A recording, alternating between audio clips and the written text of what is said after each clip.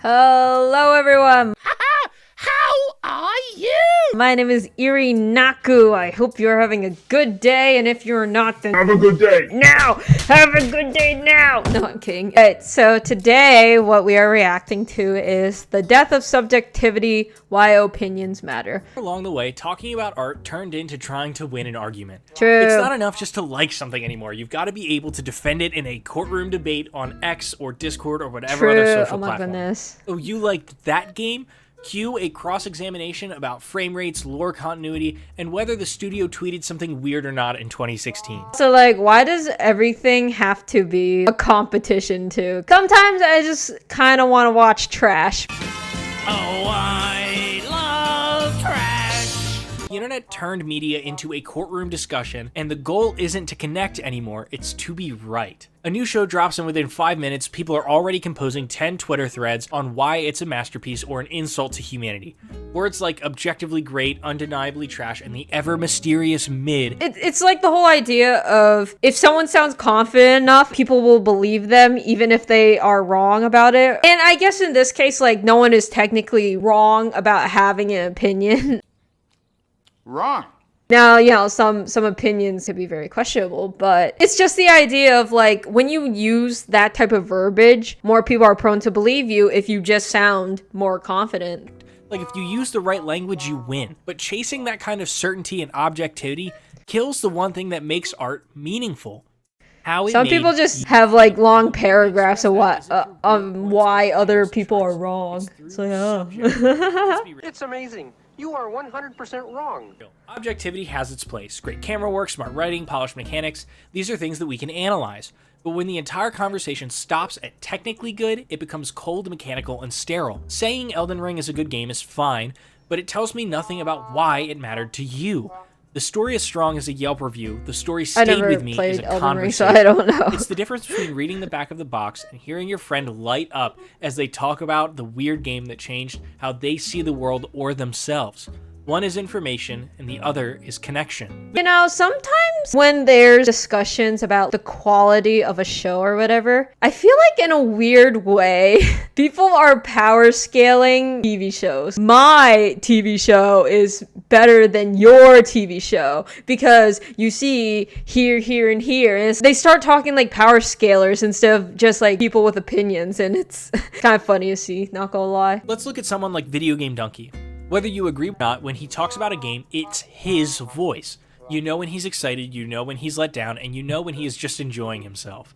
That makes his videos stick. Not because he's listing features or anything purely observable, but because you're seeing a real human reaction. What happens if I want to see a real robot reaction? Never mind, that was stupid. Your standard IGN or GameSpot review. You get the usual graphics, performance, gameplay loop, Oh, I love Cuphead. Cuphead is so cute. But completely interchangeable. You could replace the reviewer with a robot that read the I wish press the release for a Cuphead game, show was or a closer GameFAQs to the article from games. 2005, Like, I wish and you they were barely able to notice. shoot things This also in the extends Cuphead into show. content creators. Moist Critical, who I genuinely like, sometimes falls into this safe opinion territory. His Moist meter often sounds like he's trying to average out public sentiment instead of just saying how he felt. And when a review is shaped by consensus instead of experience, it turns into noise. And when a critic's voice is rooted in what he thinks the public will agree with, he's not a critic, he's a thermometer. Subjectivity is what makes it awesome to love things that aren't conventionally good. Take Hazbin Hotel, for example. It is, by all means, objectively bad. It's messy, some of the jokes land like a brick. Yeah, you have to give it to the pilot of Hazbin Hotel. It has like a nice flow to it. It reminds me of early Adventure Time, kind of. Sometimes things would be off model, but like it's in a charming way. Through drywall, and the pacing can feel like the show is trying to set a land speed record. But it has soul.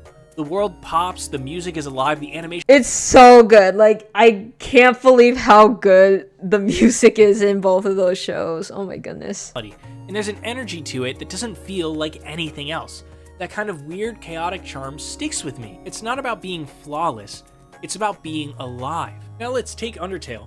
One of the most lovingly crafted indie games of... Fun fact about Undertale, apparently the code is also very janky. So Undertale's kind of held together with smoke screens and duct tape, and hey, I mean, whatever works. It's a classic. Also one of the most unfairly judged.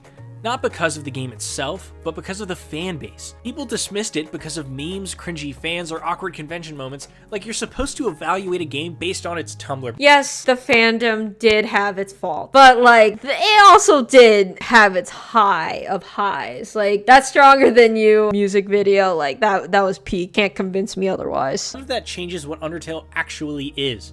An emotionally layered, mechanically inventive game that did more with a 2D RPG format than most AAA studios do with a multi-million-dollar budget. If anything, the passionate fanbase just proves how much it resonated with people. When you filter every game through the lens of is it cool to like or will I get flamed for this online, you're not playing the game anymore, you're playing it safe.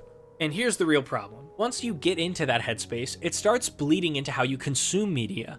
You don't just sit down and watch a movie, you're already writing the letterbox review in your head before the second act. You don't just play a game, you're tracking dialogue and performance and pacing, mentally scoring it like a bad reality show judge. I'm guilty of this. I've watched things purely to form an opinion on them, gone into shows not with curiosity or intrigue, but with a checklist. I stopped asking, did I enjoy this, and started asking, can I defend my take on this in a comment section? And surprise, it sucked the joy out of everything. What snapped me out of it wasn't some high-minded media theory or 6-hour YouTube video essay. It's actually a Minecraft world. We all get the 2-week Minecraft phase, and it just so happened to strike me a couple months ago, and I made a new world. This time though, I went in with 0 plans, no Pinterest board, and no YouTube tutorials.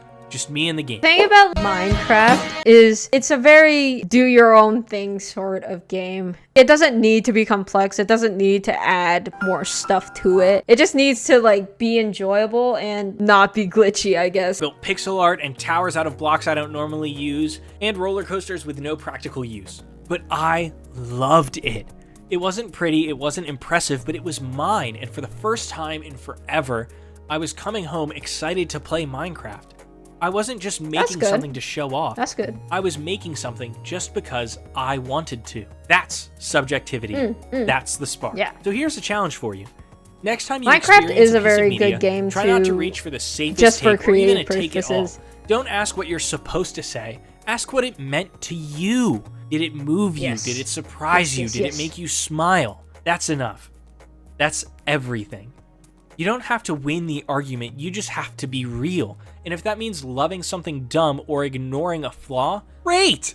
Yeah, like, I think another aspect of it is when you keep on using objective terms for subjective mediums, then you're gonna always get people who go into something, like go into a piece of media with higher expectations than what is reasonably capable. That's what keeps media alive. Exactly. People bringing their weird, messy, passionate, authentic selves to the table. They want that. Subjectivity matters. Authentic.